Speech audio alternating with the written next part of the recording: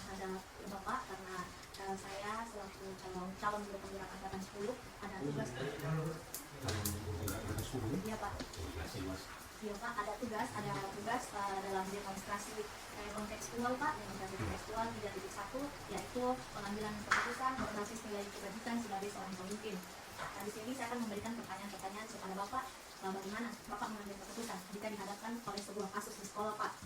Namun untuk sementara sebelum saya mulai pertanyaan, mungkin Bapak bisa memperkenalkan diri dulu Pak supaya teman-teman yang lain mengetahui Bapak seperti itu.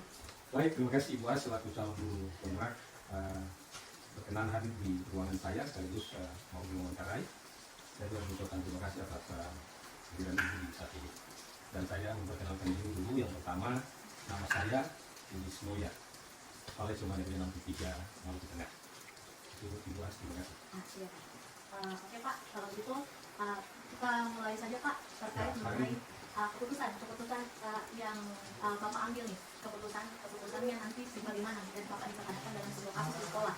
Yang pertama itu Pak, selama ini bagaimana Bapak dapat mengidentifikasi kasus-kasus yang merupakan dilema etika atau dilema moral? Ya, terima kasih untuk kasus-kasus yang merupakan dilema etika atau dilema moral dalam pengambilan keputusan. Yang pertama-tama itu saya harus meneliti secara mendalam lagi terhadap kasus-kasus demikian. Setelah diteliti dengan baik, barulah diambil keputusan yang tepat terhadap kasus-kasus yang merupakan dilema etika, sehingga pengambilan keputusan itu tepat sasaran dan tidak menimbulkan hal yang tidak diinginkan seperti dilema moral. Iya Pak, berarti dalam artian Bapak ini lebih menekankan dilema etika dalam pengambilan keputusan di sekolah. Ya, itu yang saya inginkan seperti itu. Baik Pak, pertanyaan kedua itu selama ini bagaimana Bapak menjalankan pengambilan keputusan di sekolah Bapak, terutama untuk kasus-kasus di mana ada dua kepentingan yang sama-sama benar atau sama-sama mengandung nilai kebajikan. Ya, terhadap pertanyaan ini dalam pengambilan keputusan yang nanti ditetapkan, saya terkadang tidak bisa mengambil keputusan sendiri. Karena itu dalam kebersamaan saya sering melakukan refleksi bersama dengan semua guru, dan dari hasil refleksi itulah baru saya mengambil keputusan yang secara bersama dan itu benar-benar mengandung nilai kebajikan.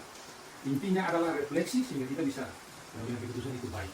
Mendengar masukan dari teman-teman guru yang lain dulu, baru keputusan itu diambil. Terima kasih. Iya Pak. Kalau gitu saya lanjut Pak. Tadi kan Bapak mengatakan refleksi ini. Berarti ada langkah-langkah atau prosedur seperti apa yang Bapak lakukan selama ini untuk menangani kasus-kasus dilema etika ini Pak? Ya, kalau ada kasus-kasus dilema etika di sekolah ini, maka langkah-langkah pertama yang harus saya ambil adalah mengumpulkan semua guru dan kita berunding secara bersama dalam pertemuan itu.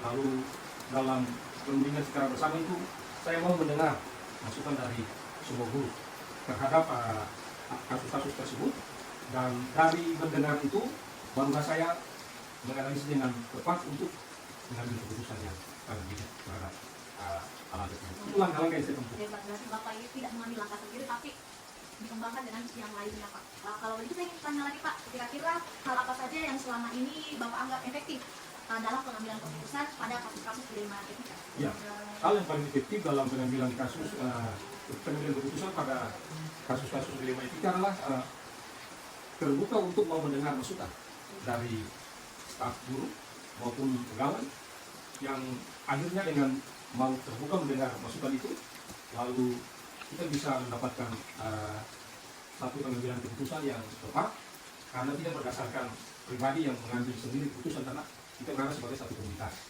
Berarti Bapak harus terbuka dengan staf guru dan tenaganya.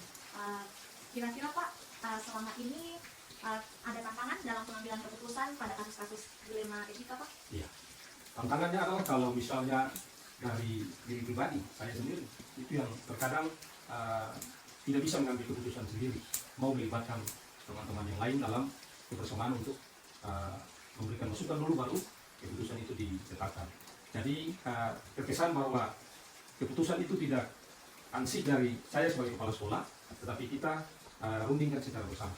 Oke Pak. Pertanyaan selanjutnya Pak, apakah Bapak memiliki sebuah tata kala atau jadwal tertentu dalam sebuah penyelesaian kasus dilema? Mungkin waktunya ada langsung menyelesaikan di tempat, atau Bapak mungkin memiliki sebuah jadwal dalam menyelesaikannya? Kalau memang ada, prosedurnya bagaimana Pak? Untuk kasus-kasus dilema etika ini seperti yang tadi saya sudah jelaskan dari tadi, terkadang tidak dengan jadwal, langsung sporadis di saat kita ada dalam pertemuan bersama atau refleksi, sehingga langsung diambil keputusan.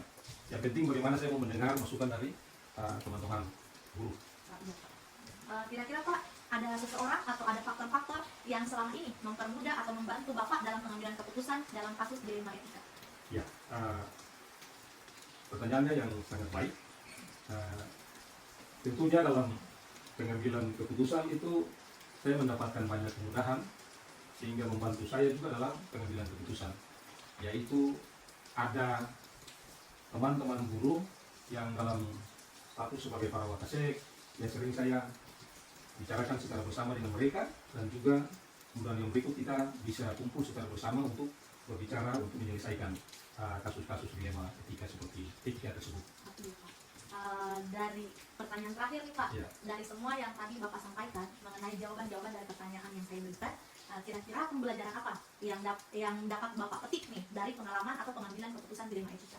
Pembelajaran yang dapat saya petik dari pengalaman saya mengambil keputusan dilema etika itu adalah kita membangun kebersamaan. Itu saja. Terima kasih. Oke, terima kasih Pak atas kesempatannya. Terima kasih sudah bisa wawancara Ya. saya. Dan saya juga baru pernah menghadapi pertanyaan-pertanyaan yang begini. Baik. Ya Pak, Terima semoga kasih. pertanyaan ini dapat membantu Bapak ke depan untuk mengambil keputusan yang lebih bijak Ya, lagi Pak. baik, terima kasih. Terima kasih Pak. Terima kasih.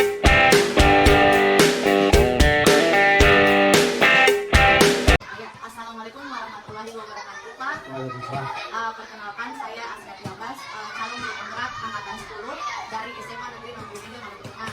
Kedatangan ke sini ini mewawancarai Bapak terkait tugas saya pada demonstrasi kontekstual 3.1 tentang pengambilan keputusan. Pengambilan keputusan berbasis dari kebijakan Pak.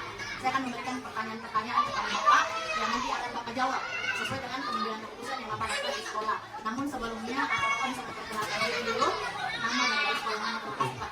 Terima kasih kesempatan yang diberikan kepada saya. Aku aplikasikan asal dari sini 179 Maluku. Ya, Bapak kepala sekolah dioperasikan. Oke Pak, kalau begitu saya mulai pertanyaannya saja Pak.